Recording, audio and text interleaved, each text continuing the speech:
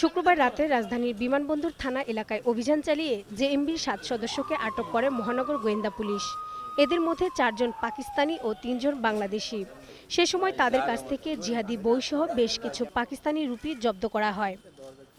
আটকের পর রোববার তাদের হাজির করা হয় ডিএমপির মিডিয়া সেন্টারে। পরে সংবাদ সম্মেলনে ডিবির যুগ্ম কমিশনার জানান, দেশে নাশকতার সৃষ্টির জন্য জেএমবির কার্যক্রম সক্রিয় হয়ে উঠেছে, আর সরকার পতনের ষড়যন্ত্র কার্যক্রম চালাচ্ছিল তারা।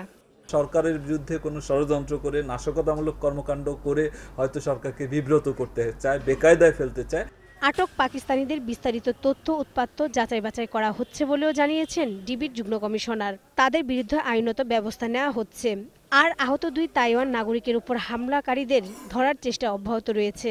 তো ইতোপূর্বেও তারা কোথায় কোথায় এসেছে, কাদের কাদের সাথে যোগাযোগ করেছে, সবই আমরা জিজ্ঞাসাবাদ করে বের করতে পারবো বলে আমরা আশা করছি। বাকি আসামিদেরও গ্রেপ্তারের প্রচেষ্টা চলছে। আমরা আশাবাদী যে তারাও খুব শীঘ্রই ধরা পড়বে। এদিকে আলোচিত প্রকাশক দীপন হত্যার কোনো আসামিকে এখন পর্যন্ত আটক করা হয়নি বলেও জানান তিনি। তাজিজ সুপার মার্কেটের যারা ওই সময় উপস্থিত ছিলেন তাদের বক্তব্য নিয়ে আমরা আসামিদের শনাক্ত করার চেষ্টা করছি। এখন পর্যন্ত আমরা আসামিকে সুনির্দিষ্টভাবে শনাক্ত করতে পারিনি, সেই কারণে গ্রেপ্তার করা সম্ভব হয়নি। তবে আমাদের একাধিক টিম কাজ করছে, তদন্তকারী কর্মকর্তা তদন্ত করছেন, কিন্তু পাশাপাশি বেশ কয়েকটি টিম এবং আমাদের ডিবির যে 4টি ডিভিশন রয়েছে, 4 ডিভিশনের চৌকস কর্মকর্তারাই তাদেরকে দায়িত্ব দেওয়া হয়েছে। রুবিনা ইয়াসমিন, 21 টেলিভিশন, ঢাকা।